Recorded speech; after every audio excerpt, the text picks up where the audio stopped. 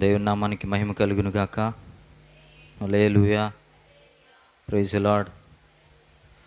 దేవుడిచ్చిన ఈ సమయాన్ని బట్టి దేవుని నామాన్ని మహిమపరుస్తున్నాను, ఆయన నామాన్ని ఘనపరుస్తున్నాను. ఈ ఫ్యాన్ ఆపేసి.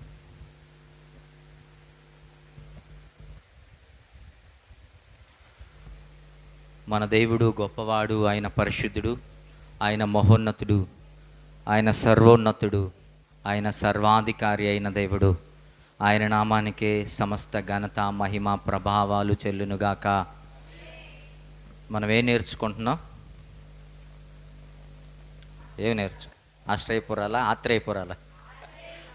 ఆశ్రయపురాలు. దేవుడు మోషేకు ఆశ్రయపురాలను కట్టమని దేవుడు ఆజ్ఞ ఇచ్చాడు.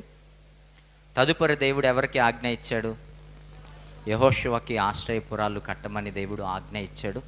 నిజంగా ఇంత గొప్ప భాగ్యాన్ని, ఇంత గొప్ప ధన్యతను దేవుడు వారికి అనుగ్రహించినందుకు నిజంగా వారి జీవితాలు ధన్యమైనవి. చావవలసిన అనేకులను రక్షించి జీవితాన్ని ఇచ్చినవి ఏవి అనంటే ఆశ్రయపురాలు. మరణం కావాల్సిన వారిని తిరిగి మరలా బ్రతికించినవి ఏవి అనంటే ఆశ్రయపురాలు. ఇదిగో మరణములో నుండి జీవములోనికి మనలను దాటించినవి ఏవి అనంటే ఇశ్రాయేలీలను ఆశ్రయపురాలు దాటించాయి. ఆ ఆశ్రయపురాలను మోషే గారు కొన్ని కడితే, తర్వాత యెహోషువ కొన్ని ఆశ్రయపురాలను నిర్మించినట్టుగా మనం చూడగలం. పోయిన వారం మనం 2 ఆశ్రయపురాల గురించి నేర్చుకున్నాం. మొదటిది, మొత్తం ఎన్ని ఆశ్రయపురాలు చెప్పండి? 6 ఆశ్రయపురాలు. మనం ఎన్ని ఆశ్రయపురాల గురించి ధ్యానించుకున్నాం? 2 ఆశ్రయపురాలు. అందులో మొదటిది కెదెషు, రెండవది షెకెము. కెదెషు అనగా పరిశుద్ధత. పరిశుద్ధత అనగానే అది ఏంటో కాదు, సాక్షాత్తు యేసుక్రీస్తు ప్రభువారు. అంటే ఆ ఆశ్రయపురానికి ఎవరు పేరు పెట్టారు? యేసుక్రీస్తు ప్రభు యొక్క పేరును పెట్టారు. అంటే ఆ రోజుల్లోనే దేవుడు వాళ్ళకి ఎవరిని చూపించాలి అనుకున్నాడంటే యేసుక్రీస్తు ప్రభు వారి లక్షణాలను, ఆయన గుణాలను, ఆయన ఎలాంటి వాడో, ఆయన ఎలా రక్షణ కల్పిస్తాడో, పాపము నుండి విడిపించి, భయంకరమైన పరిస్థితుల నుండి విడిపించి, చావవలసినటువంటి ప్రజలను ఆయన ఎలా రక్షిస్తాడో, ఆయన ఎలా తిరిగి మరలా జీవితాన్ని ఇస్తాడో యెహోషువ కట్టించినటువంటి ఆశ్రయపురాల చేత దేవుడు వాళ్ళకి క్లియర్గా యేసుక్రీస్తు ప్రభు వారిని చూపించాడు. రెండవది షెకెము. షెకెము అనగా భుజము, బలము. అంటే బైబిల్లోని చాలామంది భక్తులు చెబుతారు, దేవా మా బలము నీవే, బలవంతుడైన దేవుడు, ఆయనను మించిన బలవంతుడు ఈ లోకంలో ఎవరు లేరు. ఎలా చెప్పగలవు నువ్వు ఆయన బలవంతుడు అని అంటే, అందరూ ఓడిపోయిన మరణాన్నే జయించాడు ఆయన. చప్పలు కూడా దేవుని నామాన్ని మహింపడదాం. అంతకంటే బలవంతుడు ఎవరైనా ఉంటారు చెప్పండి? దావీదైతే రాజ్యాలను జయించాడు, కానీ దావీదైతే ఎవరిని జయించాడు? బలవంతుడైన గొల్యాతుని జయించాడు. కానీ భయంకరమైనటువంటి, అందరూ ఓడిపోయేటటువంటి మరణాన్ని జయించిన వాడు ఎవరు అనంటే అది ఏకైక యేసుక్రీస్తు ప్రభువారు మాత్రమే. అందుకే ఆయనకు పెట్టబడిన పేరేంటి అనంటే చెప్పండి, ఏమని రాయబడింది బైబిల్ గ్రంథంలో? బలవంతుడైన దేవుడు. చెప్పండి, గుర్తుకు రావట్లేదా? చప్పలు కూడా దేవుని నామాన్ని మహింపడదాం. ఎవరికి పెట్టబడిన పేరు అది? బలవంతుడైన దేవుడు, నిత్యుడగు తండ్రి, సమాధానకర్త అయిన అధిపతి అన్న పేరు ఎవరిది? యేసుక్రీస్తు ప్రభువారిది. ఆయన బలవంతుడైన దేవుడు, ఆయన బలవంతుడైన దేవుడు. అందుకే ఆ రోజు 2వ ఆశ్రయపురానికి పెట్టబడిన పేరేంటి అనంటే భుజబలము. భుజము అన్నటువంటి పేరుని ఆ రోజు యేసుక్రీస్తు ప్రభువారినే మరలా 2వ ఆశ్రయపురానికి పెట్టడం జరిగింది. ఇక 3వ ఆశ్రయపురం ఏంటి చెప్పండి? హెబ్రోను. హెబ్రోను అనగా అర్థం ఏంటో తెలుసా? సహవాసము. చప్పలు కూడా దేవుని నామాన్ని మహింపడదాం. హెబ్రోను అంటే అర్థం ఏంటి? సహవాసం. అందుకే ఒక మినిస్ట్రీ పేరు కూడా ఉంది, హెబ్రోను అని. చూసారా? ఏది చెప్పండి? హెబ్రోన్ మినిస్ట్రీ ఎవరిది? బక్సింగ్ గారు స్థాపించినది. హెబ్రోన్ మందిరాలు చాలామంది ఉంటాయి. హెబ్రోను మన దగ్గర ఉన్నారే, సియోన్ మేరీ సిస్టర్, నిర్మలా సిస్టర్, జ్యోతి సిస్టర్, తర్వాత వాళ్ళందరూ హెబ్రోన్ సహవాసంలో నుండి వచ్చిన వారే. హెబ్రోను సహవాసంలో ఉండేవాళ్ళు. బక్సింగ్ గారి ఫెలోషిప్ వాళ్ళదే. ఆ హెబ్రోను సహవాసం, హెబ్రోను అనగా సహవాసము అనే అర్థం. అందుకే చాలామంది పేర్లు, చాలామంది మందిరాలకు కూడా హెబ్రోన్ అన్నటువంటి పేరు పెడుతుంటారు. సహవాసము అన్నది ఆ రోజు ఆశ్రయపురానికి దేవుడు పెట్టాడు. ఈ ఆశ్రయపురాలు అన్నీ కూడా ఎక్కడుంటాయంటే, ఎక్కడుంటాయి చెప్పండి? ఆశ్రయపురాలు 6 ఆశ్రయపురాలు ఎక్కడుంటాయి? ఏ సముద్రానికి అవతల? బంగాళాఖాతమా? అది నది. అదేంటది? అది నది. యోర్దాను నది జ్ఞాపకాలు ఏవైనా కొన్ని చెప్పండి. యోర్దాను నది జ్ఞాపకాలు కొన్ని చెప్పండి.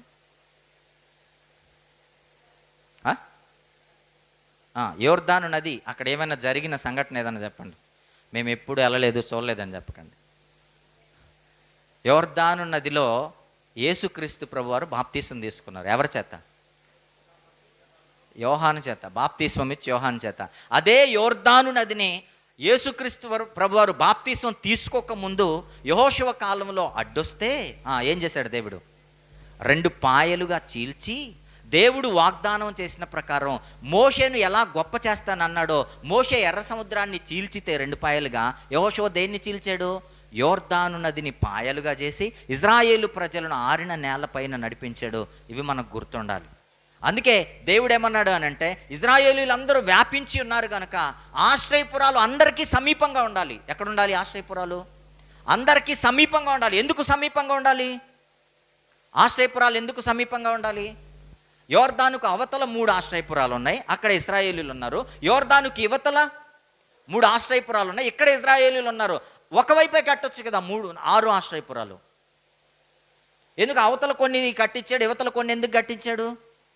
ఎందుకంటే అవతల ఉన్నోడు పరిగెత్తాలంటే నది దాటి రావాలి. ఆలోపు ఎవడో వెనకొక దగ్గర వెనకొచ్చి వేసేస్తాడు, చంపేస్తాడు. ఇక్కడున్నవాడు మరలా అక్కడికి దాటి వెళ్ళాలంటే మరలా ఏం జరుగుద్ది చెప్పండి?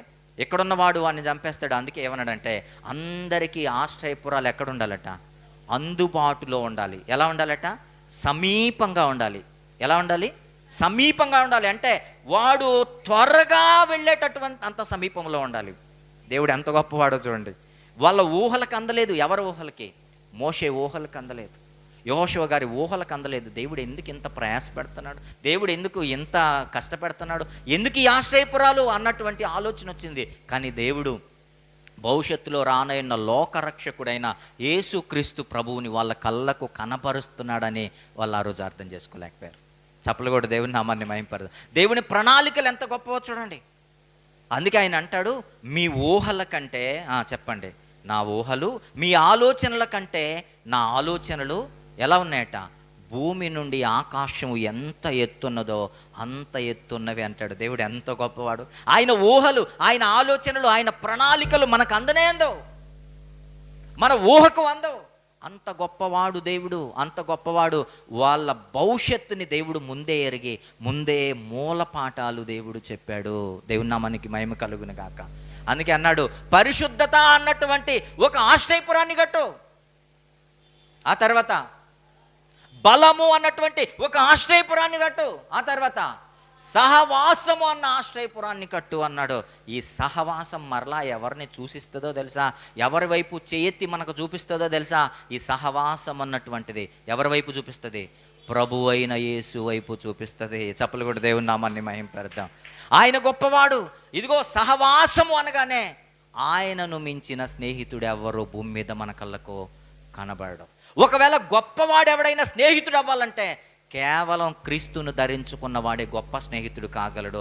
క్రీస్తు లేనివాడు ఎప్పుడు మనకి ఒక గొప్ప స్నేహితుడు కాలేడు. అందుకే సహవాసము గురించి, స్నేహం గురించి ఆయన చాలా గొప్ప మాటలు మాట్లాడుకుంటూ వస్తాడు. ఇదిగో నీ సహవాసం నీ భవిష్యత్తును నిర్ణయిస్తుంది. ఏమి నిర్ణయిస్తుంది? మన జీవితాన్ని నిర్ణయిస్తుంది, మన కుటుంబ భవిష్యత్తుని నిర్ణయిస్తుంది.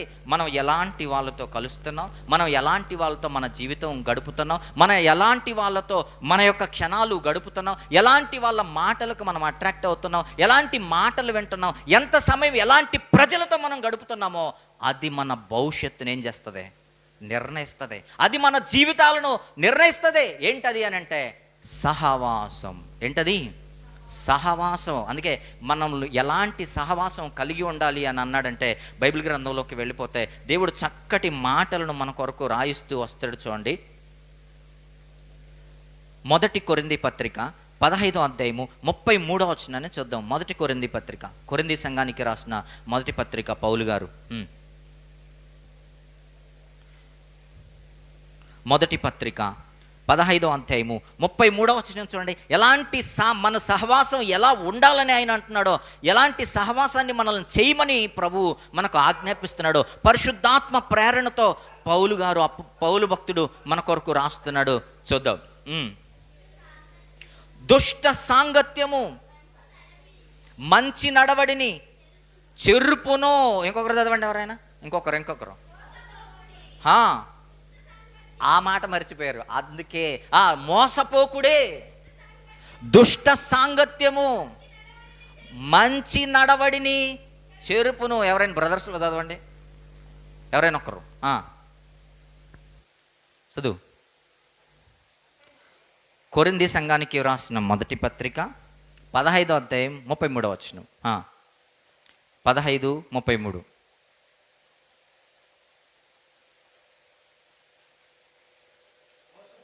మోసపోకుడి, దుష్ట సాంగత్యము మంచి నడవని చెడుపును.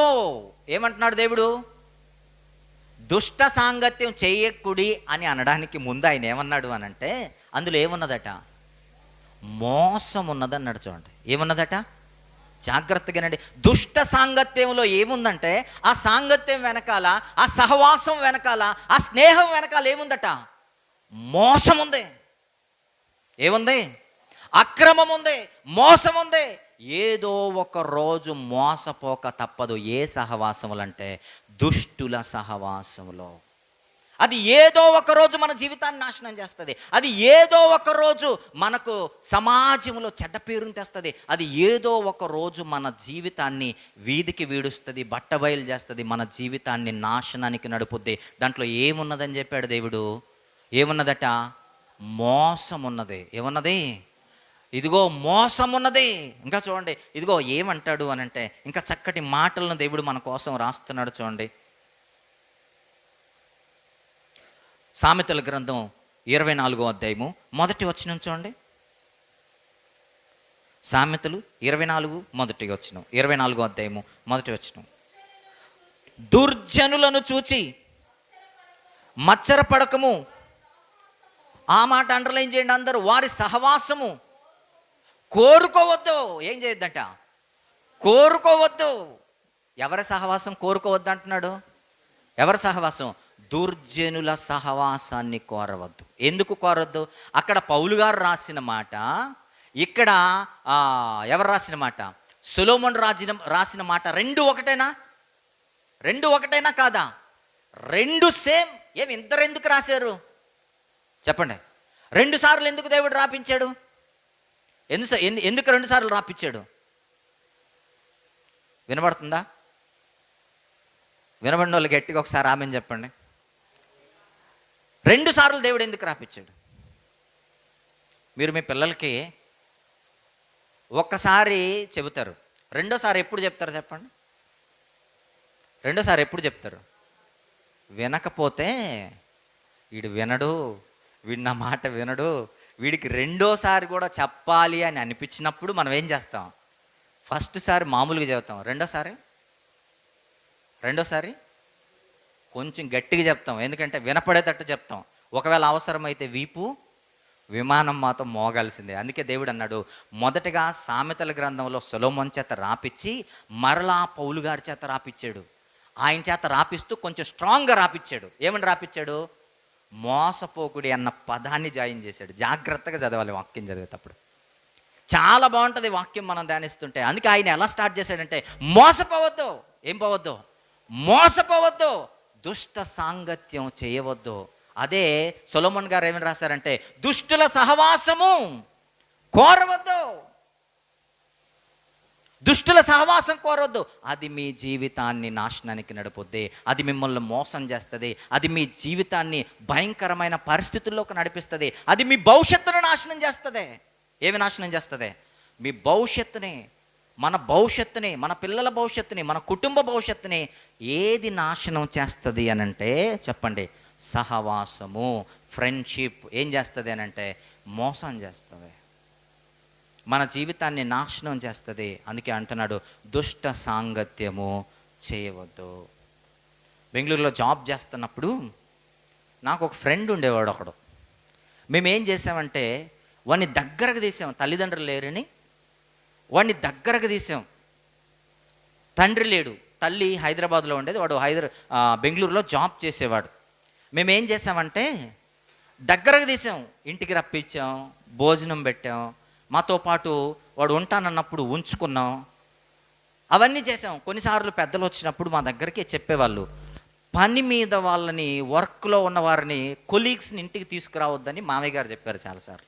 నేనేమనుకున్నానంటే, పెద్దోళ్ళు చెప్తుంటారు, మన ఇంట్లో ఏమన్నా ఆడపిల్లలు ఉన్నారా అనుకున్నా. నేను ఏమనుకున్నా చెప్పండి? మన ఇంట్లో ఏమన్నా ఆడపిల్లలు ఉన్నారా? మగపిల్లలమే కదా, వస్తే తప్పేముంది, వస్తాడు, వాడు క్రిస్టియనే, వస్తాడు పోతాడు అనుకున్నాం. మరలా వెళ్ళిపోతాడు అనుకున్నాం. ఒకరోజు ఏం చేశాడంటే, ఆ రోజు నాకు ఒక క్లయింట్ మీట్ ఉన్నది, నేను అర్లీగా ఆఫీస్కి వెళ్ళాల్సి ఉన్నది. వాడు తెలుసుకున్నాడు నేను క్యాబ్లో వెళ్ళానంటే మరలా ఎప్పుడు వస్తాను ఇంటికి, మరలా ఎప్పుడు వస్తాను, క్యాబ్ మళ్ళీ డ్రాప్ చేస్తే వస్తాను. అదే మన వెహికల్లో పోతే ఎప్పుడైనా రావచ్చు. తెలుసుకుని ఏం చేశాడంటే, మేమందరం శామ్ కాలేజీకి వెళ్ళిపోయాడు, సుధా డ్యూటీకి వెళ్ళిపోయాడు, నేను డ్యూటీకి వెళ్ళిపోయాను. వాడు ఎప్పుడుదో ఒక కీ పెట్టుకున్నాడు, వచ్చి ఓపెన్ చేసి ఇంట్లో ఉన్న ల్యాప్టాప్ తీసుకొని వెళ్ళిపోయాడు. ఆ ల్యాప్టాప్ కాస్ట్ చాలా తక్కువే, కానీ దాంట్లో లక్షల రూపాయలు విలువ చేసే ప్రాజెక్ట్స్ ఉన్నాయి. అది ఎంత అని భవిష్యత్తుకు సంబంధించిన గొప్ప గొప్ప సాఫ్ట్వేర్ ప్రాజెక్ట్స్ ఉన్నాయి దాంట్లో. ఆ ల్యాప్టాప్ తీసుకుని వెళ్ళిపోయాడు వాడు. నేను సాయంత్రం వచ్చాను, ఇంటికి రాగానే డోర్ ఓపెన్ ఉంది. వీళ్ళు ఏమన్నా ఇంటికి వచ్చారేమోనని చూశాను.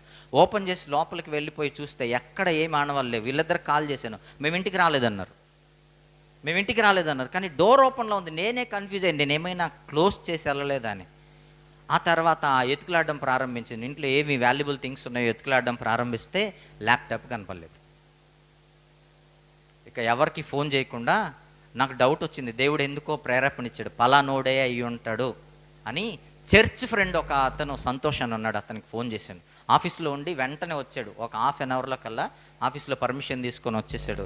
ఇలా సంతోష్, ఇది ల్యాప్టాప్ పోయింది అని అంటే, నీకు ఎవరి మీద డౌట్ ఉందంటే, డౌట్ పడితే వాడికి ఫోన్ చేస్తే వాడు ఫోన్ ఎత్తలేదు. ఎన్నిసార్లు ఫోన్ చేసినా ఫోన్ ఎత్తలేదు. ఆ ల్యాప్టాప్ తీసుకుని వెళ్ళిపోయాడు.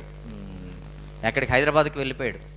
నేను వెళ్ళిపోయి పోలీస్ కంప్లైంట్ ఇచ్చాను. కంప్లైంట్ ఇస్తే వాళ్ళకి తెలిసిన కాంటాక్ట్స్ అన్నీ లాగారు. వాడి యొక్క కాంటాక్ట్స్ ఏవేవి ఉన్నాయో ఆ కాంటాక్ట్స్ అన్నీ లాగారు. అందరిని పట్టుకొచ్చారు పోలీస్ స్టేషన్, అందరిని తీసుకొచ్చారు. ఆ రోజు నేను పెద్దలకి ఎలా చెప్పాలో అర్థం కాక, ఏం చేయాలో అర్థం కాక కూర్చొని చాలా దుఃఖం కలిగింది. నేను ఎందుకు ఇంత పెద్ద మిస్టేక్ చేశాను, నేను ఎందుకు ఇంత తప్పు చేశానని ఒకసారిగా కూర్చొని నా కళ్ళలోంచి నీళ్ళు వస్తున్నాయి. ఏం మాట్లాడలేదు నేను. వాడి భవిష్యత్తుకి సంబంధించింది, చదువుకుంటున్నాడు, ఏం చేయాలో అర్థం కాక ఏడుస్తుంటే పక్కనున్న చర్చ్ ఫ్రెండ్ సంతోష్ ఉండి నన్ను ఇలా తట్టి చెప్పాడు. ఏమన్నాడు తెలుసా? ఏడవద్దు, నువ్వు బాధపడద్దు, నిన్ను పోగొట్టుకున్నాడు, జీవితాన్ని పోగొట్టుకున్నాడు అన్నాడు. ఆ మాట నాకు జీవితాంతం నిలబడిపోయింది. వాడు ఎత్తుకోబోయింది ల్యాప్టాప్ కాదు, వాడి జీవితాన్ని నాశనం చేసుకొని వెళ్ళిపోయాడు అనుకున్నాడు. ఆ రోజు నేను అనుకున్నాను, నేను ఫ్రెండ్షిప్ చేయాల్సినది వాడితో కాదు. ఎవరితో? వీడితో. చప్పలు కూడా దేవుని నామని మెంటారు. దేవుడు మనకి బుద్ధి చెప్తాడు. ఏం చెప్తాడు? బుద్ధి చెప్తాడు. వాడి జీవితం నాశనం అయిపోయింది. పోలీసులు ఏం చేశారో తెలుసా? వాళ్ళందరినీ పట్టుకొని, వాళ్ళ ఫ్రెండ్ది ఒకటిది బైక్ ఉన్నది, వాడు కూడా దాంట్లో ఉన్నాడు, వాడు కూడా కనపడకుండా వెళ్ళిపోతే వాడి బైక్ తీసుకొచ్చి నాకు ఇచ్చారు పోలీసులు. కానీ అది సమానమైనది కాదు ఆ ల్యాప్టాప్తో. ఎందుకంటే భవిష్యత్తుకు సంబంధించిన బోల్డ్ అన్ని ప్రాజెక్ట్స్ ఉన్నాయి దాంట్లో. వాడు చాలా దెబ్బతిన్నాడు ఆ ల్యాప్టాప్ పోయిన తర్వాత. ఆ ప్రాజెక్ట్స్ దొరక్క చాలా సమస్యలు ఎదుర్కొన్నాం. మన సహవాసం ఏం చేస్తుందో తెలుసా? ఏం చేస్తుంది? మన జీవితాన్ని నాశనం చేస్తుంది. మన సహవాసం ఏం చేస్తుందో తెలుసా? అప్పుడు వచ్చి తిడుతుంటే, అందరు పెద్దోళ్ళు వచ్చి తిడుతుంటే నేను మౌనంగా ఉన్నాను. ఏం మాట్లాడడానికి అవకాశం లేదు. ఎందుకంటే మనం తప్పు చేసాం. ఏం చేసాం? తప్పు చేసాం. ఎక్కడ ఎవరిని ఉంచాలో అక్కడ ఉంచకుండా నేను ఎక్కడి వరకు తీసుకొచ్చాను? స్నేహం చేశాను, నేను ఎక్కడి వరకు తీసుకొచ్చాను? ఇంటి దాకా తీసుకొచ్చాను, నేను ఎక్కడి వరకు తీసుకొచ్చాను? ఇవ్వాల్సినటువంటి ఫ్రీడమ్ అంతా ఇచ్చేసాను. వాడు నా జీవితాన్ని నాశనం చేశాడు. అందుకే అన్నాడు, నువ్వు ఫ్రెండ్షిప్ చేసేటప్పుడు చూజ్ రైట్ ఫ్రెండ్షిప్ అంటున్నాడు దేవుడు. చప్పలు కూడా దేవుడు నామాన్ని మహిమపడతాం. ఇదిగో దుష్టుల సహవాసము, చెప్పండి, కోరవద్దు. ఇదిగో దుష్టుల సహవాసము చేయవద్దు అంటున్నాడు ఆయన. చేయవద్దు. మరి ఎలాంటి సహవాసం చేయాలయ్యా అని అంటే ఆయన అన్నాడు, చూడండి ఎలాంటి సహవాసం చేయాలంట. సామెతల గ్రంథం 15వ అధ్యాయము 31వ వచనం చూడండి. 31 31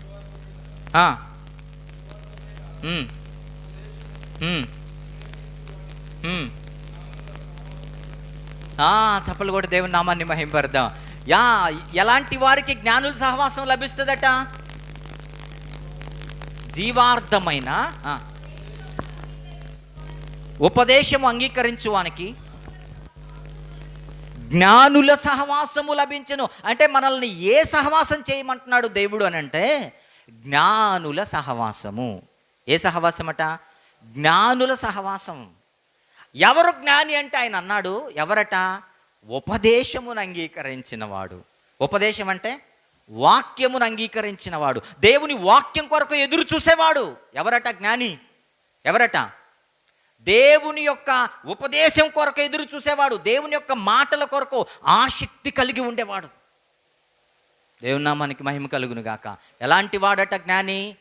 దేవుడు నాతో ఏం మాట్లాడతాడో అని ఎదురు చూసేవాడు, దేవుని వాక్యము ధ్యానించేవాడు, మందిరములో కూర్చునేవాడు, అంటే బాప్తిస్మం తీసుకున్నవాడు. ఎవరట? ఎవరట? జ్ఞాని అంటున్నాడు. మీరు ఎలాంటి సహవాసం చేయాలి అని అంటే చెప్పండి, జ్ఞానుల సహవాసం. జ్ఞానుల సహవాసం చేస్తే మనకి ఏమొస్తుందట? జ్ఞానం వస్తుందట. అందుకే మరొక మాట అంటాడు అదే సామెతల గ్రంథంలో, ఎలాంటి వాళ్ళ సహవాసం చేయొద్దు అంటాడు. చూడండి 28:7 చూడండి, సామెతల గ్రంథం 28:7. బుద్ధి గలవాడు ఆ మాట చూడండి, తుంటరుల సహవాసము చేయువాడు ఏం చేస్తాడట? తన తండ్రికి ఏం తెస్తాడట? అవమానము తెస్తాడు, అపకీర్తి తెస్తాడు. ఇదిగో తుంటరుల సహవాసం చేసేవాడు కుటుంబ పరువు తెస్తాడు, కుటుంబాన్ని వీధికేడుస్తాడు. అనేకులు ఏలెత్తి చూపేటటువంటి భయంకరమైన పరిస్థితిని తుంటరులతో సహవాసం చేసేవాడు తీసుకొస్తాడు. వింటున్నారా? జీవితాన్ని ఆ తుంటరులు ఏం చేస్తారంటే తుంటర బుద్ధులు నేర్పిస్తారు, తుంటర జీవితాన్ని నేర్పిస్తారు. అరే రారా పలాన్ దగ్గర ఉంది పలాంది తిందాం, రారా పలాన్ దగ్గర ఉంది పలాంది దొంగతనం చేద్దాం, రారా పలాన్ దగ్గరికి వెళ్ళిపోయి నాశనం అయిపోదాం, ఇదిగో రారా పలాన్ దగ్గరికి తీసుకెళ్ళిపోయి పలాన్ దగ్గరకు వెళ్ళిపోయి ఇదిగో మన జీవితాన్ని ఇలా వెళ్దాం అలా వెళ్దామని. నేను కూడా ఒకానొకప్పుడు సినిమాలు షికార్లు అవన్నీ ఎలా వచ్చాయంటే డిగ్రీ వరకు లేవు. డిగ్రీలో అడుగు పెట్టాం. ఆ తర్వాత ఏమైందో తెలుసా? కొత్త ఫ్రెండ్స్ వచ్చారు. ఎవరు వచ్చారు? కొత్త ఫ్రెండ్స్ వచ్చారు. కొత్త ఫ్రెండ్స్ ఏం చేశారో తెలుసా? ఏమి నేర్పించారో తెలుసా? సినిమాలు చూడడం నేర్పించారు. ఏం చూడడం నేర్పించారు? ఫస్ట్ సినిమా ఏం చేశారంటే కౌన్సిలింగ్కి వెళ్ళాం, యూనివర్సిటీ కౌన్సిలింగ్కి వెళ్తే అక్కడ మాకు సీట్ రాలా. మాకు మధ్యాహ్నం వచ్చింది లెటర్. అప్పటికప్పుడు బయలుదేరి వెళ్తే అక్కడికి వెళ్ళిపోయేసరికి టైం అయిపోయింది. బస్ స్టాండ్లో ఉన్నాం. ఆ రోజు నైట్ ఏం చేశారంటే మనం ఏం చేద్దామంటే మనకి టైం పాస్ అవ్వడం కోసం సినిమాకి వెళ్దాం అన్నారు. హిందీ సినిమాకి వెళ్ళాం. హిందీ రాదు, సినిమా అర్థం కాదు. ఎందుకు వెళ్ళాం? Time pass. పేరు చూడండి ఎలా ఉందో. మేమేమనుకున్నాం మనకి అదేందో హిందీ సినిమా అంటే టైం పాస్ అవుద్దని వెళ్ళాం. కానీ ఆ రోజు చేసిన మిస్టేక్ సరిదిద్దుకోవడానికి సంవత్సరాలు పట్టింది. ఆ రోజు చేసిన మిస్టేక్ తిరిగి మరలా వాటికి స్వస్తి చెప్పడానికి, వాటిని అసహించుకోవడానికి తిరిగి మరలా దేవుడు కౌగిలించుకున్నంత వరకు, దేవుడు పిలుచుకున్నంత వరకు, దేవుడు రక్షించుకున్నంత వరకు, తిరిగి మరలా జ్ఞానుల సహవాసంలో అడుగుపెట్టినంత వరకు అవి నా జీవితాన్ని ఎంత నాశనం చేశాయో, అవి నా జీవితంలో ఏం కోల్పోయే విధంగా చేశాయో, నా జీవితాన్ని ఇదిగో ఎంత భయంకరమైన పరిస్థితుల్లోకి తీసుకొని వెళ్ళిపోయాయో దేవుడు తిరిగి మరలా కౌగిలించుకున్నప్పుడే నాకు అర్థమైంది. చప్పలు కూడా దేవుడు నామాన్ని మహిమపడతాడు. దేవుడు మరలా అనేక సార్లు నిన్ను గద్దిస్తాడు. దేవుడు మరలా నిన్ను రక్షించుకోవాలని, మంచి సహవాసం ఇవ్వాలని ఆయన ప్రయాసపడతాడు. అట్టి వారిని దగ్గరకు తీసుకొని వస్తాడు. కానీ మనం ఏం చేస్తామో తెలుసా? అట్టి వారిని త్రోసేస్తాం, అట్టి వారిని మనం గద్దిస్తాం, అట్టి వారి సహవాసం చేయము. అందుకే అన్నాడు తెలుసా, ఒక మనిషిగా బ్రతకాలంటే, ఒక క్రైస్తవుడు స్థిరంగా బ్రతకాలంటే ఏముండాలో తెలుసా? చూడండి ఆయన ఏమంటాడో. పరిశుద్ధ గ్రంథంలోనికి వెళ్ళిపోయి అపోస్తుల కార్యములు 2వ అధ్యాయము 42వ వచనం చూడండి. మన జీవితం సరిగా ఉండాలంటే ఎలాంటి సహవాసం చేయమంటున్నాడో ఆయన చూడండి. అపోస్తుల కార్యం దయచేసి అందరూ చూడండి. 2వ అధ్యాయము, ఒక్క నిమిషం తల్లి, ఒక్క నిమిషం. 2వ అధ్యాయము 42వ వచనం. వీరు అపోస్తలుల బోధ యందును, ఆ మాట అందరూ అండర్లైన్ చేయండి. ఏ సహవాసం అందట? ఏ సహవాసం అందట?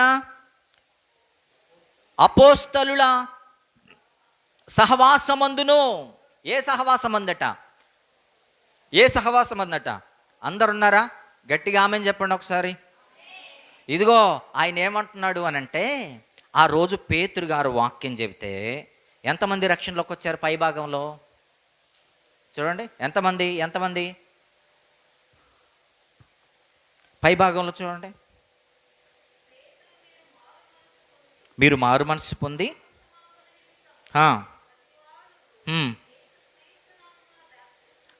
పొందుడి అని పేతురు గారు వాక్యం చెబుతుంటే, అనేకులు ఆ రోజు మనసు మార్చుకొని ప్రభువును రక్షకునిగా స్వీకరించి పాత సహవాసాలను పోగొట్టి, పాత ఫ్రెండ్షిప్ను పోగొట్టి, పాత ఫెలోషిప్స్ను పోగొట్టి, ఇదిగో పాత సహవాసాలు ఫ్రెండ్స్ని అందరినీ పోగొట్టి అనేక మంది రక్షణలోకి వచ్చారట. వాళ్ళు ఎంతమంది అట? 41వ వచనంలో ఇంచుమించు 3,000 మంది చేర్చబడ్డారట. దేవుని నామానికి మహిమ కలుగును గాక. చప్పట్లు కూడా దేవుని నామాన్ని మహిమపడదాం. ఆ 3,000 మంది ఎలా బ్రతికారో తెలుసా?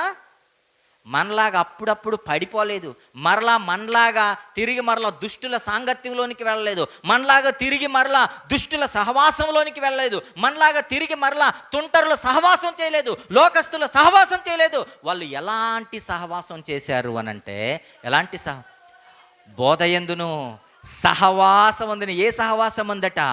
అపోస్తలుల సహవాసమందు ఉన్నారట. ఏ సహవాసంలో ఉన్నారట అంటే, పాత సహవాసాలను వాళ్ళు ఏం చేశారు చెప్పండి? పాత సహవాసాలను వాళ్ళు ఏం చేశారు? పాత ఫ్రెండ్షిప్ని ఏం చేశారు? కిక్అవుట్ చేశారు, తన్ని పడేశారు, పక్కన పెట్టేశారు. ఆ రోజు ఏమైందో తెలుసా? జీవితాన్ని బాగు చేసుకోవాలి అనుకున్నారు వాళ్ళు. ఏం బాగు చేసుకోవాలనుకున్నారు? జీవితాన్ని బాగు చేసుకోవాలి. కాబట్టి మాకు ఎవరి సహవాసం కావాలి అని అంటే, అపోస్తలుల బోధలో ఉండే సహవాసం కావాలి. ఎలాంటి సహవాసం? అక్కడ ఏమన్నాడు? ఉపదేశమును అంగీకరించువాడు జ్ఞానట. సొలొమోన్ గారు చెప్పింది. ఎవరట జ్ఞాని? ఉపదేశం. ఎక్కడేమన్నాడు? అపోస్తలుల బోధ యందును. అంటే ఉపదేశమేనా? అంటే వాక్యమేనా? దేవుని మాటలేనా? అవి అంగీకరించిన వారు ఆ తర్వాత వారి సహవాసములో, అపోస్తలుల బోధ యందు, వారి సహవాసమందు, రొట్టె విరుచుట యందు, ప్రార్థన చేయుట యందు వారు ఎడతెగక ఉన్నారు. చప్పట్లు కూడా దేవుని నామాన్ని మహింపడదాం. ఒక మనిషి జీవితం, ఒక క్రైస్తవుని జీవితం పర్ఫెక్ట్గా నిలబడాలి అని అంటే, ఆ వ్యక్తి దేనిలో స్థిరంగా ఉండాలో తెలుసా? అపోస్తలుల బోధ యందు, సహవాసమందు, రొట్టె విరుచుట యందు, ప్రార్థన చేయటం. చెప్పండి మరలా. ఇవి బైహాట్ అయిపోవాలి మనకంతే. బోధ యందు, సహవాసమందు, రొట్టె విరుచుట యందు, ప్రార్థన చేయుట యందు. వీటిలో ఎవడు స్థిరంగా లేకపోయినా, ఈ 4 కోసం తాపత్రయపడకపోయినా, ఈ 4 కోసం ఎదురు చూడకపోయినా, ఈ 4 కొరకు నీ ప్రాణం తహతహలాడకపోయినా, ఈ 4 కావాలని నువ్వు కోరుకోకపోయినా, నీ జీవితంలో దుష్టుడవైపోతావు. ఏమైపోతావు? దుష్టుడవైపోతావు. రేపటి దినాన మనల్ని దేవుడు చేయి చూపించి ఏమంటాడు తెలుసా? వీడు దుష్టుడు, వీడి సహవాసం చేయొద్దు అంటాడు. ఇప్పుడు చెప్పండి, జ్ఞానుల సహవాసం చేయమన్న దేవుడు, జ్ఞానులంటే ఎవరో తెలుసా? పరిశుద్ధులంటే ఎవరో తెలుసా? మనల్ని ఏ సహవాసం చేయమన్నాడు అనంటే, నువ్వు ఒకవేళ నీ జీవితం బాగుపడాలంటే, నీ జీవితం ఉన్నతమైన స్థితిలోకి రావాలంటే, మన కుటుంబం ఒక ఉన్నతమైన స్థితిలో ఉండాలి అనంటే, సమాజంలో ఇదిగో మనం అనేకుల ఎదుట పేరు ప్రఖ్యాతులు సంపాదించుకున్న వారిగా మనం ఉండాలంటే ఎవరు సహవాసం చేయాలో తెలుసా? మనం ఒక వ్యక్తిని ఫ్రెండ్గా స్వీకరించాలి అంటే, ఒక వ్యక్తిని మనం స్నేహితుడిగా చేసుకోవాలి అని అంటే, ఆ మనిషికి ఉండాల్సిన అలవాట్లు ఏంటో తెలుసా? ఆ మనిషి యొక్క ప్రొఫైల్లో ఉండాల్సిన విషయాలు ఏంటో తెలుసా? ఆ మనిషి ప్రొఫైల్లో ముందుగా ఉండాల్సినది, ఆ మనిషి వాక్యాన్ని ప్రేమించువాడై ఉండాలి. దేన్ని ప్రేమించువాడు? వాక్యాన్ని. బోధ కొరకు, దేవుని మాటల కొరకు, సహవాసం కొరకు తాపత్రయపడేవాడై ఉండాలి. మొదటి క్వాలిఫికేషన్. నీ ఫ్రెండ్కి ఉండాల్సిన క్వాలిఫికేషన్. ఈరోజు మీ ఫోన్ కాంటాక్ట్స్, మీ ఫ్రెండ్స్ లిస్ట్ తీసి చూడండి, ఈ 4 క్వాలిటీస్ ఎవరిలో ఉన్నాయో ఒకసారి వెతకండి. మొదటి క్వాలిటీ ఏంటట? అతడికి ఉండాల్సిన క్వాలిటీ ఏంటట? మర్చిపోయారు అప్పుడే. దేంట్లో ఉండాలట? బోధలో స్థిరంగా ఉండాలి, వాక్యాన్ని ప్రేమించాలి. ఆ తర్వాత రెండవది, ఆ వ్యక్తి జ్ఞానుల సహవాసంలో, పరిశుద్ధుల సహవాసంలో, దేవుని బిడ్డల సహవాసంలో ఉండాలి. రెండవ క్వాలిఫికేషన్, నీ స్నేహితుడు, నీ స్నేహితురాలకి ఉండవలసినటువంటి రెండవ అర్హత సహవాసము, పరిశుద్ధుల సహవాసం. తర్వాత మూడవది, అతడు రొట్టె విరుచువాడై ఉండాలి, ఆమె రొట్టె విరిచేదై ఉండాలి. ప్రతి రొట్టె విరవడానికి, ప్రతి ప్రభు బల్లకు కోల్పోకుండా, ఇదిగో పరిగెత్తకుండా దానికోసం ఎదురు చూచేవారై ఉండాలి నీ స్నేహితులో. దేన్ని ఎదురు చూసేవారై? ప్రభు బల్ల కొరకు ఎదురు చూసేవారై ఉండాలి. నాలుగవది, ప్రార్థన చేసే వాళ్ళై ఉండాలి. అన్నం తినేటప్పుడు ప్రార్థన చేసుకునేది, ఉదయం లేచినప్పుడు ప్రార్థన చేసేది కాదు. నాకేం అనిపిస్తుందో తెలుసా, మధ్యాహ్నము కొంచెం భోజనం చేయంగానే మనకేమొస్తుంటుంది? నిద్ర వస్తుంటుంది. అందుకే నేనేం చేస్తాను తెలుసా, కొంచెంసేపు ప్రార్థన చేస్తా. ఏం చేస్తా? మధ్యాహ్నం భోజనం అయిన వెంటనే నాకు భయం వేస్తుంటుంది. భోజనం తిన్నాం, నిద్రపోయాము, ఏమైనా ప్రయోజనం ఉంటుంది చెప్పండి? అందుకే ఏం చేస్తారు తెలుసా, మీరు ఒక అలవాటు చేసుకోండి. మధ్యాహ్నం భోజనం అయిన తర్వాత ఎలాంటి పరిస్థితులు ఉన్నా మోకాళ్ళు వేసి కాసేపు ప్రార్థన చేయండి. మీ కుటుంబాలను బట్టి చప్పలు కూడా దేవుని నామాన్ని మహింపడతారు. ఏం చేస్తారు? ప్రార్థన చేయండి. నైట్ పడుకోవడానికి ముందు కుటుంబ ప్రార్థన జరుగుద్ది కదా, కుటుంబ ప్రార్థన చేసుకున్నాం కదా, మళ్ళీ ప్రార్థన ఎందుకు అనకండి. మరలా కనీసం మినిమం అన్న ఒక 15-20 మినిట్స్ మరలా ప్రార్థన చేయండి. ప్రార్థన జీవితం మనలో ఉండాలి. అప్పుడే మనం ఏం చేస్తాం తెలుసా, మనము మరొక ఆత్మీయుడికి స్నేహితుడు కాగలం. లేకపోతే మనం ఏమవుతాం? దుష్టులం అయిపోతాం. ఏమైపోతాం? అనేకుల జీవితాన్ని నాశనం చేసేవారం అయిపోతాం. లేదా మనం దుష్టుల సహవాసం చేస్తాం. ఎవరు సహవాసం చేస్తాం? దుష్టుల సహవాసం చేస్తాం. దుష్టులకు ఎవరు దొరుకుతారు చెప్పండి? దుష్టులే దొరుకుతారు. మంచివారు దొరుకుతారు చెప్పండి? కానీ దేవుడు మనకి తీసుకొస్తాడు మంచివారిని. కానీ మనం ఏం చేస్తాం తెలుసా? కిక్అవుట్ చేస్తాం, దూరం పెడతాం. అట్టివారితో సహవాసం చేయం. అట్టివారు అవసరం లేదనుకుంటాం. నేను కూడా నా జీవితంలో అలాంటి మిస్టేక్స్ చేసి భయంకరమైన వాటిని కోల్పోయాను, ఉన్నతమైన వాటిని కోల్పోయాను. అలాంటి స్నేహాలు మనకు ఉండడానికి వీలు లేదు. ఎందుకు లేదంటున్నాడంటే ఆయన అన్నాడు, ఆ సహవాసం మీ జీవితాలని నాశనం చేస్తుంది. కానీ ఈరోజు మనం ఏం చేస్తున్నాం తెలుసా? ఏ సహవాసం కావాలి మనకి? పరిశుద్ధుల సహవాసం వద్దు, ప్రభు బలలో ఉండే వాళ్ళ సహవాసం వద్దు. ఇదిగో పరిశుద్ధుల సహవాసంలో ఉండే వాళ్ళ సహవాసం మనకి వద్దు. ఇంకా ఎవరి సహవాసం వద్దు? వాక్యంలో ఉండేవారి సహవాసం మనకి వద్దు. తర్వాత ప్రార్థన చేసేవారు సహవాసం వద్దు మనకే. ఎవరి సహవాసం కావాలి? బూతులు మాట్లాడే వాళ్ళ సహవాసం కావాలి మనకి. ఇంకా ఎవరి సహవాసం కావాలి? సినిమాలు చూసే వాళ్ళ సహవాసం కావాలి మనకి. తాగుబోతుల సహవాసం కావాలి మనకి. దురలవాట్లు ఉండే వాళ్ళ సహవాసం కావాలి మనకి. దేవుని సన్నిధిలో కూర్చొని వాళ్ళ సహవాసం కావాలి మనకి. బాప్తిసం లేని వాళ్ళ సహవాసం కావాలి మనకి. చర్చ్ అంటేనే అసహ్యం పుట్టే వాళ్ళు మనకు స్నేహితులుగా కావాలి. వీళ్ళు మన జీవితాన్ని చిదిమేస్తారు. మనం అనుకోవచ్చు ఏం కాదని. కానే కాదు. దేవుడు ఊరకనే ఇన్ని మాటలు మన కోసం రాయలేదు. దేవుడు మనల్ని పరిశుద్ధమైన బాటలో నడిపించునుగాక. దేవుడు మనకు ఉన్నతమైన సహవాసాలను దయచేయునుగాక. పరిశుద్ధులైన వారిని దేవుడు మనకు సహవాసులుగా చేయునుగాక. అమెరికాలో చార్లెస్ కర్క్ అన్నటువంటి 31 సంవత్సరాల ఒక వ్యక్తిని షూట్ చేసి చంపారు 10వ తారీఖున. చార్లీ కర్క్ అన్నటువంటి ఒక వ్యక్తిని, జాగ్రత్తగా వినండి. ఆయన మెసేజ్లు చాలాసార్లు విన్నాను నేను. చాలా అద్భుతంగా ఉంటాయి. ఎంత అద్భుతంగా ఉంటాయి అని అంటే, రోమాలు నెక్కబడుచుకుంటాయి ఆయన మాటలు. ఎలాంటి వర్తమానాలు ఉంటాయి అని అంటే, ఒక్కసారిగా మారిపోదాం అన్నటువంటి ప్రేరణ వస్తుంది హృదయంలో. అంత పవర్ఫుల్గా ఉంటాయి. ఏం చెబుతాడు ఆయన ఏం చెబుతాడు అనంటే, చాలా తక్కువ వయసులోనే అమెరికాలో యువత మీద టార్గెట్ చేశాడు ఆయన. ఎవరి మీద? ఎవరైతే దేశాన్ని మార్చగలరో, లేదా ఎవరైతే దేశాన్ని నాశనం చేయగలరో, ఎవరైతే దేశానికి చెడ్డ పేరు తెస్తున్నారో వాళ్ళ పైన టార్గెట్ చేసి వాళ్ళ కోసం ఒక సంస్థ స్టార్ట్ చేసి దాని ప్రకారం వాళ్ళ గుండెల్లో, వాళ్ళ రక్తాల్లో ఏమి నింపాలనుకున్నాడు తెలుసా ఆయన? మొదటిది దైవభక్తి, చెప్పండి. రెండవది దేశభక్తి. ఏమి నింపాలనుకున్నాడు? దైవభక్తి, దేశభక్తి రెండింటిని నింపాలనుకొని 31 సంవత్సరాలలోనే అమెరికా దేశంలో అమెరికా అధ్యక్షుడు సహితం సలహాలు తీసుకునే స్థితికి ఎదిగాడు. చప్పలు కూడా దేవుని నామాన్ని మహింపడతాం. ఆయన ఒకసారి ఒక మాట అన్నాడట, నువ్వు చనిపోవడానికి కొద్ది సమయమే ఉందక నీకు. నువ్వు చనిపోవడానికి ఒక 3-4 నిమిషాలు సమయం మాత్రమే నీకుంది. ఆ సమయంలో, ఆ కొద్ది సమయంలో నువ్వేం చేస్తావని ఆయన అడిగితే ఆయన ఏమన్నాడు తెలుసా? ఏమని ఉంటాడు మీరు చెప్పండి? ఏం చేస్తాడట? ఇన్పల్లా ఏం చేస్తానన్నాడు తెలుసా? ఆ 3 నిమిషాల వ్యవధిలో ఎవరైతే నా చుట్టుపక్కల ఉంటారో వాళ్ళకి యేసుక్రీస్తు రక్షకుడని సువార్త ప్రకటించి చచ్చిపోతానన్నాడు. చప్పలు కూడా దేవుని నామాన్ని మహింపరచండి. నాకున్న 3 నిమిషాల్లో నేను ఏం చేస్తానో తెలుసా? ఏం చేస్తాడట? యేసుక్రీస్తు గురించి చెప్పి చచ్చిపోతాను. అదే 31 సంవత్సరాలలో ఆయన చేశాడు. ఆయన చావు చూసిన తర్వాత నాకు ఏమనిపించిందో తెలుసా? అసలు మనము బ్రతుకుతున్న ఎంత జీవితం అవసరమా అనిపించింది నాకు. అసలు బ్రతకాల్సిన అవసరం ఏముంది? ఏం అవసరం అని చెప్పండి? 31 సంవత్సరాల్లో అనేకమైన యువతను ఆయన టార్గెట్ చేసి అనేక మందిని దేవుని కొరకు సిద్ధపరిచి అనేక మందిని దేవుని కొరకు మార్చి సెలబ్రిటీస్ని, రాజకీయ నాయకులను అనేకులను దేవుని కొరకు సిద్ధపరిచి హతసాక్షి వెళ్ళిపోయాడు. 10వ తారీఖున అమెరికాలోని ద స్టేట్ ఆఫ్ యూటా అన్నటువంటి ఒక స్టేట్లో ఒక కాలేజ్ పిల్లల మధ్య కూర్చొని ఆయన ప్రసంగిస్తున్నాడు. అనేక మంది డౌట్స్ వ్యక్తపరుస్తుంటే ఆ డౌట్స్కి ఆయన సమాధానం చెప్తున్నాడు. ఆయన ప్రసంగంలో నుంచి యవన కాలపు జీవితంలో నుండి అనేక మంది డౌట్స్ అడుగుతుంటే ఆ డౌట్స్కి సమాధానం చెప్తుంటే ఏ గొంతైతే ఆ గళమెత్తి ప్రకటించిందో, అమెరికాలో ఆయన చేసిన పెద్ద పెద్ద ప్రసంగాలు దేని గురించో తెలుసా?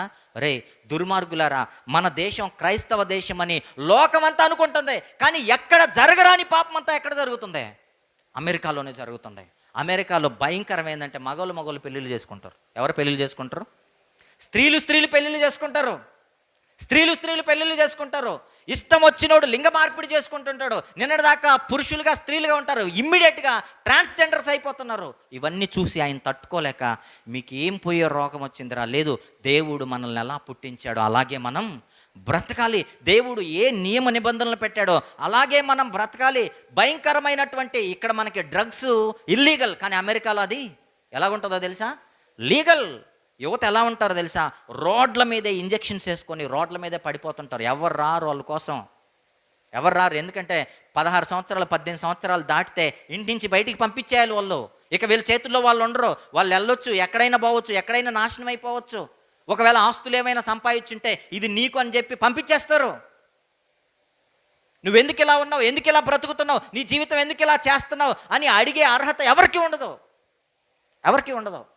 నాకు మా క్లయింట్ శాండ్రా అని, ఆమె అమెరికాలోని వాషింగ్టన్లో ఉంటుంది. ఆమె వచ్చినప్పుడు వాళ్ళు చాలామంది వచ్చారు. నేను అనుకున్నాను వీళ్ళందరూ అమెరికా నుంచి వచ్చారు కదా, వీళ్ళు చాలా రిచ్, మనతో ఏమాత్రం క్లోజ్ అవ్వలేరు అనుకున్నాను. కానీ అతి కొద్ది కాలంలోనే ఒక ఆవిడ నాకు చాలా క్లోజ్ అయింది. నేను క్రిస్టియన్ అని, నేను సేవ చేస్తాను, నా ఫేస్బుక్ ఐడి చూసి ఆవిడ నాకు చాలా క్లోజ్ అయింది. ఒకసారి కెఫ్టేరియాలో నేను కాఫీ కోసం వెళ్ళాను. ఫోన్లో మాట్లాడుతూ కాఫీ కోసం కూర్చుంటే ఆవిడ ఫోన్లో మాట్లాడడం కోసం వచ్చి కూర్చున్నది. మాట్లాడుతా చాలా క్లోజ్ అయ్యి ఆవిడ ఒక మాట చెప్పింది. ఏంటో తెలుసా? నాకు 2 పిల్లలు.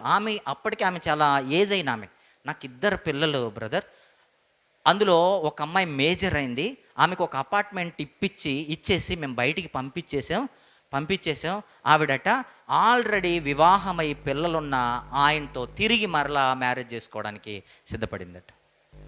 ఆమె దేశాన్ని దాటి వదిలొచ్చింది, కానీ ఆమె హృదయంలో ఏముందో తెలుసా? ఏముంది? బాధ ఉంది. అది ఆమె భర్తకి తెలియదట. ఇప్పుడు ఏం చేయాలనుకుంటున్నారు మీరంటే, ఆమె ఏమన్నదో తెలుసా? నాకు ఈ ఉద్యోగం, ఈ సంపాదన ఇవన్నీ కాదు, నా కుమార్తెని నేను తిరిగి సంపాదించుకుంటే అంతే చాలు, వెళ్ళకుండా మ్యారేజ్ అవ్వకుండా కాపాడుకుంటే అంతే చాలు. ఆమె హృదయంలో బగబగా మండిపోతుంది. కానీ ఆమె భక్తురాలు కాబట్టి, దేవుని యందు ఉన్నది కాబట్టి ఆమె ఏం చేసిందో తెలుసా? తిరిగి మరల ఇక్కడ నుండి వెళ్ళగానే ఆమె కుమార్తెని తిరిగి సంపాదించుకున్నది. చప్పలు కూడా దేవుని నామాన్ని మేము పెడతాం. అలాంటి పరిస్థితులు అమెరికాలో ఉంటాయి. అలాంటి పరిస్థితుల్లో అలాంటి వారిని కాపాడడానికి కంకణం కట్టుకున్నాడు ఎవరు? చార్లీ కర్క్ అన్నటువంటి వ్యక్తి.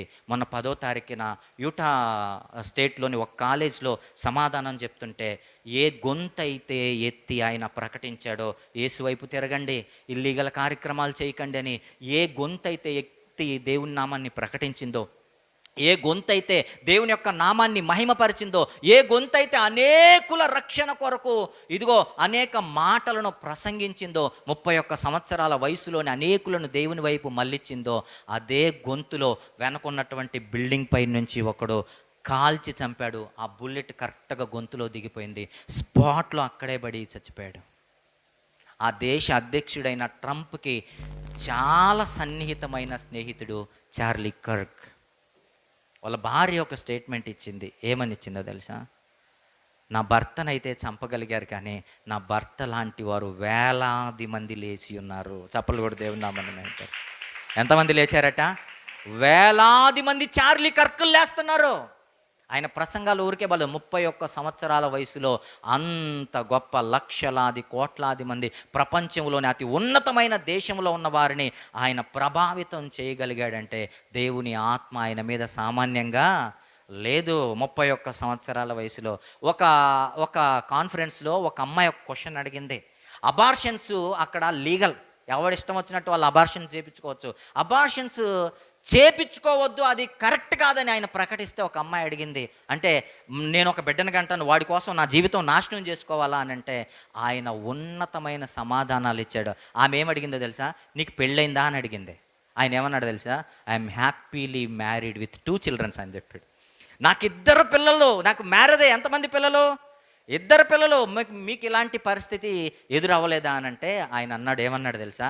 మీరు నాలాగే ఉండాలి, మీరు నాశనం అవ్వకూడదని ఈ సువార్త ప్రకటిస్తున్నాను అన్నాడు. చప్పలు కూడా దేవుని నామాన్ని మహింపరుద్దాం. అంత గొప్ప వ్యక్తి గొంతుని ఏం చేశారో తెలుసా? మోగబోయేటట్టు చేశారు. ఆయన గొంతులో తోట పేల్చారు. అంటే మనకి ఎవరొద్దో తెలుసా? మంచి చెప్పేవాడు మనకి వద్దు. మంచి చెప్పేవాడిని చంపాలి మనం, మంచి చెప్పేవాడిని తన్నాలి మనం, మంచి చెప్పేవాళ్ళు మనకొద్దు. మనకెవరు కావాలి? దుష్టులు కావాలి. ఆ దుష్ట సాంగత్యం మనల్ని ఏం చేస్తుందట? నాశనం చేస్తుందట. అందుకే అన్నాడు, మీరు ఆ సహవాసంలో ఉండకూడదు, దుష్ట సహవాసంలో ఉండకూడదు. ఏ సహవాసంలోకి రావాలంటే ఆశ్రయపురమైన హెబ్రోన్ అన్న సహవాసంలోకి రావాలి. చప్పలు కూడా దేవుని నామాన్ని మహింపరుద్దాం. ఆ సహవాసం నిన్ను ఏం చేస్తుందంటే, దుష్టుల సాంగత్యంలో చావడానికి సిద్ధమైన నిన్ను ఏం చేస్తుంది? ఆశ్రయపురం ఏం చేస్తుంది? రక్షణ కల్పిస్తుంది. ఆ ఆశ్రయపురం ఏం చేస్తుంది చెప్పండి? జీవితాన్ని ఇస్తుంది. అందుకే అన్నాడు, నిజమైన స్నేహితుడు ఎవరట? యేసుక్రీస్తు ప్రభువరట. ఆయన ఏం చేశాడు? మనం నమ్ముకున్న స్నేహితులు మన దగ్గర నుంచి ఏవైనా పట్టుకొని వెళ్ళిపోతారు. మనం నమ్ముకున్న స్నేహితులు మనల్ని నాశనం చేస్తారు. మనం నమ్ముకున్న స్నేహితులు మన పరుమానాలు తీస్తారు. మనం నమ్ముకున్న స్నేహితులు మనల్ని చంపనైనా చంపుతారు. కానీ యేసుక్రీస్తు అన్న స్నేహితుడు నీకేమిచ్చాడో తెలుసా? ప్రాణం ఇచ్చాడు. ప్రాణం ఇచ్చాడు. యేసుక్రీస్తు అన్న స్నేహితుడు నీకేమిచ్చాడో తెలుసా?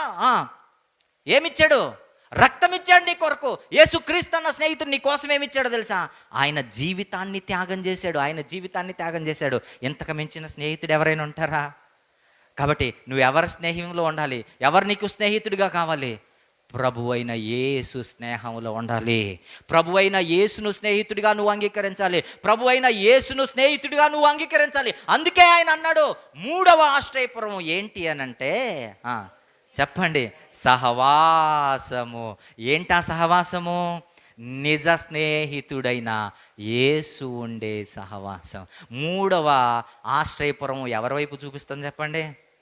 యేసు వైపు చూపిస్తుంది. అంటే 3 ఆశ్రయపురాలకి ఎవరి పేర్లు పెట్టారు? యేసు పేరు పెట్టారు. అంటే ఆ 3 ఆశ్రయపురాలు ఎవరిని చూపిస్తున్నాయి? ఇశ్రాయేలీయులు ఆశ్రయపురాల వైపు చూపిస్తుంటే వాళ్ళ కళ్ళకి ఏం కనపడుతుందో తెలుసా? యేసుక్రీస్తు కనపడుతున్నాడు, రక్షణ కనపడుతుంది, జీవితం కనపడుతుంది. ఆ ఆశ్రయపురం దేన్ని దూరం చేస్తుందనంటే మరణాన్ని దూరం చేస్తుంది, చావును దూరం చేస్తుంది. ఆశ్రయపురం దేన్ని ఇస్తుంది ఇశ్రాయేలీయులకు అనంటే ఏమిస్తుందట? జీవితం ఇస్తుంది, రక్షణనిస్తుంది. మీకు అర్థమవుతుందా? గనుక 3వ ఆశ్రయపురం చెప్పండి, సహవాసం. ఏ సహవాసం అంటే యేసుక్రీస్తు అన్నటువంటి సహవాసం. కనుక మనం ఎక్కడుండాలి అని అంటే సహవాసములో. ఏ సహవాసంలో? పరిశుద్ధుల సహవాసంలో. ఆ సహవాసం కలిగిన వాళ్ళు ఎలా ఉండాలి అని అంటే, ఆ స్నేహితుల్లో ఉండాల్సిన క్వాలిఫికేషన్స్ ఏంటంటే చెప్పండి? మన స్నేహితులు దేంట్లో ఉండాలి? బోధలో, వాక్యాన్ని ప్రేమించువారై ఉండాలి. తర్వాత వాళ్ళు కూడా సహవాసంలో ఉండేవారై ఉండాలి. ఏ సహవాసంలో? క్రీస్తు సహవాసములో, పరిశుద్ధుల సహవాసములో, దేవుని బిడ్డల సహవాసంలో ఉండేవారై ఉండాలి. తర్వాత రొట్టె విరిచి అనుభవం కలిగిన వారై ఉండాలి. బాప్తిస్మ అనుభవం కలిగిన వారై ఉండాలి. ఆ తర్వాత ప్రార్థన చేయువారై ఉండాలి. అలాంటి స్నేహితులు నీ కోసం ఏం చేస్తారో తెలుసా?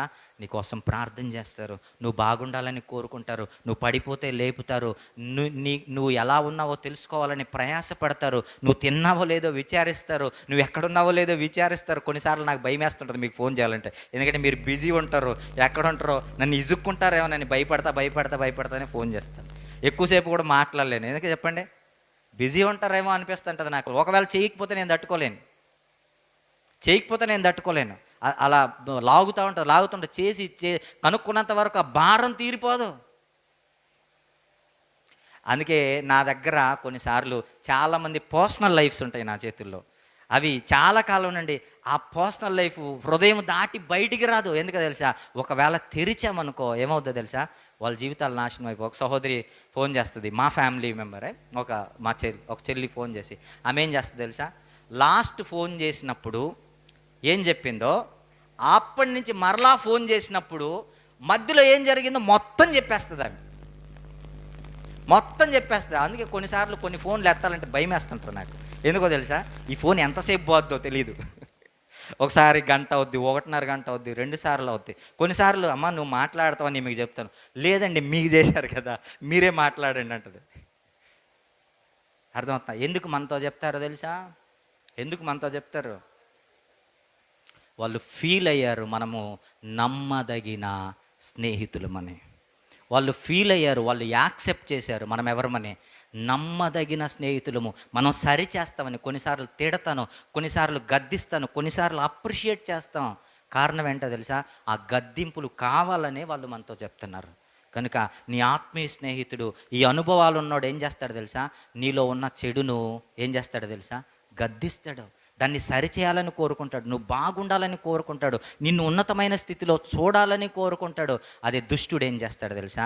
నువ్వు నాశనం అయిపోయినా పర్వాలేదు, నీకు చెడ్డ పేరు వచ్చినా పర్వాలేదు, నీ జీవితం పాడైపోయినా పర్వాలేదు, వాడు వెనకాల ఆ నీ స్నేహితురాలి వెనకాల ఒక ఎక్స్పెక్టేషన్ ఉంటుంది. ఆ ఎక్స్పెక్టేషన్ రీచ్ అయితే వాళ్ళకి చాలు. అది ఏ ఎక్స్పెక్టేషన్ అయినా కావచ్చు. నాతో ఉన్నాడు నా ఫ్రెండ్, నేను అనుకున్నాడు వీడు మంచి స్నేహితుడని నేను అనుకున్నాడు, కానీ వాడి వెనకాల ఏ ఎక్స్పెక్టేషన్ ఉందో తెలుసా? ఏ ఎక్స్పెక్టేషన్ ఉంది? నా దగ్గరుండే వాల్యుబుల్ వస్తువుల ఎక్స్పెక్టేషన్ ఉంది. నేను వాడి ఎక్స్పెక్టేషన్లో లేను. కానీ ఆత్మీయ స్నేహితుడు ఏం చేస్తాడంటే నీ మంచి కోరుకుంటాడు, నువ్వు బాగుండాలని కోరుకుంటాడు, నీ కోసం ప్రార్థన చేస్తాడు. నువ్వు పడితే ఏం చేస్తాడు తెలుసా? లేపి నిలబెడతాడు. కనుక 3వ ఆశ్రయపురంలో మీరున్నారా? చెప్పండి. 3వ ఆశ్రయపురం ఏ ఆశ్రయపురం? సహవాసము, హెబ్రోన్ అన్న ఆశ్రయపురంలో మీరున్నారా? ఒకవేళ లేకపోతే ఈరోజే ప్రవేశించండి ఆ ఆశ్రయపురంలోకి, ఈరోజే అడుగుపెట్టండి ఆ ఆశ్రయపురంలోకి. ఒకవేళ ఆ ఆశ్రయపురంలో మనం లేకపోతే మన జీవితాలు నాశనం అయిపోతాయి. టైం అయిపోయింది, నాకు కూడా బస్కి తల్లొంచుకుందాం, ప్రార్థన చేద్దాం. ప్రేమన గారు మన ముందుకు వచ్చి విన్న వాక్యాన్ని బట్టి, విన్న వాక్యం మన జీవితాలలో ఫలించులాగున, ఒకవేళ మనం ఆశ్రయపురంలో లేకపోతే, ఒకవేళ సహవాసం అన్నటువంటి ఆశ్రయపురంలో నువ్వు నేను లేకపోతే, ఈరోజు ప్రభువుని అడుగు, తండ్రి నాకు కూడా ఒక మంచి ఆత్మీయ స్నేహితురాలిని దయచేయి తండ్రి. అయ్యా నేను కూడా లోక స్నేహంలోనే ఉన్నాను, నా జీవితం ఎప్పుడు నాశనం అయిపోద్దో నాయన నాకు తెలియదు తండ్రి. నాకు కూడా ఒక మంచి ఆత్మీయ స్నేహితుడిని దయచేయి నాయన, నాకు కూడా ఒక మంచి ఆత్మీయ స్నేహితులను దయచేయి నాయన. నీకు స్తోత్రాలయ్యా, పరిశుద్ధుడానికి వందనాలు, మహోన్నతుడానికి స్తోత్రాలు నాయన, గనుడానికి వందనాలు, కృపాశక్తి సంపూర్ణడానికి వందనాలు తండ్రి.